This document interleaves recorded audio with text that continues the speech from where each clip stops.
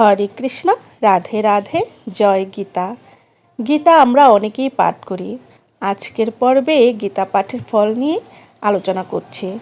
প্রথম অধ্যায় পাঠ করিলে মানুষের মন পবিত্র হয়।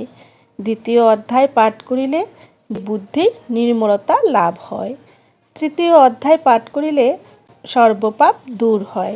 চতুর্থ অধ্যায় পাঠ করিলে ব্রহ্মহত্যা ও স্ত্রী হত্যাজনিত পাপ দূর হয়। পঞ্চম অধ্যায় পাঠ করিলে চৌচ মহাপাপ দূর হয়। ষষ্ঠ অধ্যায় পাঠ করিলে মন্দভাগ্য নাশ হয়। সপ্তম অধ্যায় পাঠ করিলে মন নির্মল হয়। অষ্টম অধ্যায় পাঠ করিলে অখাদ্য ও অপেয়জাত সকল পাপ দূর হয়। নবম অধ্যায় পাঠ করিলে পৃথিবী দানের সমপরিমাণ ফল লাভ হয়। দশম অধ্যায় পাঠ করিলে সব পাপ দূর হয়ে শ্রেষ্ঠ বুদ্ধি লাভ হয়। একাদশ অধ্যায় পাঠ করিলে ভগবত বুদ্ধি লাভ হয়।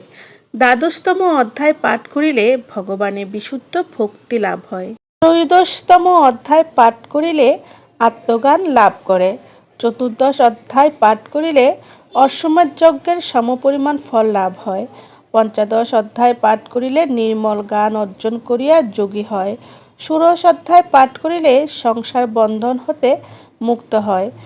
সপ্তদশ অধ্যায় পাঠ করিলে মানুষ ভগবানের ভক্তি লাভ করিয়া মুক্তির চেষ্টা করে।